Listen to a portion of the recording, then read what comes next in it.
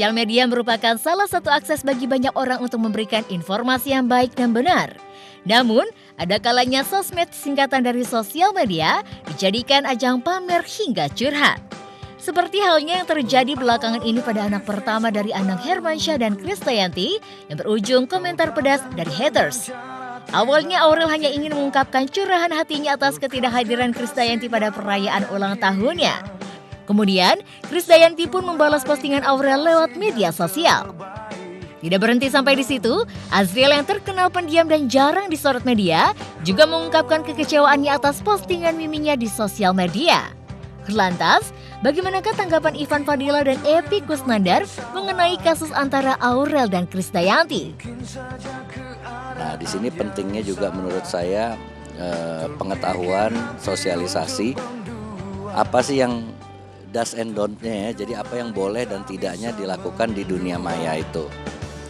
Lebih baiknya kembali ke jalur yang konservatif malahan yang konvensional, yaitu tatap muka, ketemu, silaturahmi, bicarakan baik-baik. Karena terkadang apa yang kita ucapkan dengan surat ataupun dengan email ataupun dengan sosial media itu maksud hati itu nggak akan sama dengan apabila kita sampaikan langsung secara lisan gitu loh. Jadi mungkin pada akhirnya menurut saya lebih baik kalau untuk hal-hal yang bersifat komunikasi yang apalagi yang menyangkut perasaan dan sebagainya itu dibicarakan secara langsung.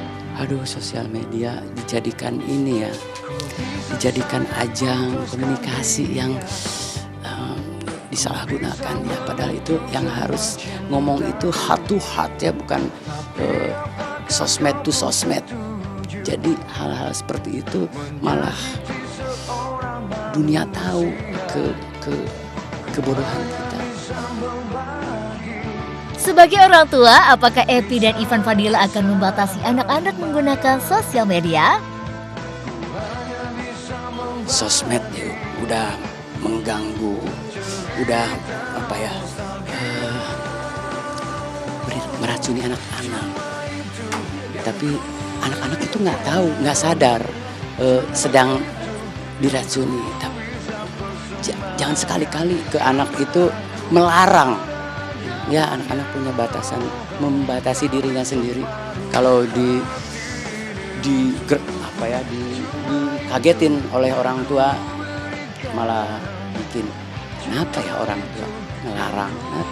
Kita sebagai orang tua melihat perkembangan ini, bagi saya hanya bisa memberikan pandangan hidup sebenarnya ke anak-anak bahwa segala sesuatu pasti ada sebab, ada akibat, ada konsekuensi dari hal yang keputusan yang kita ambil. Jadi mereka harus selalu aware bahwa dalam hal apapun pasti ada hal positif dan negatifnya.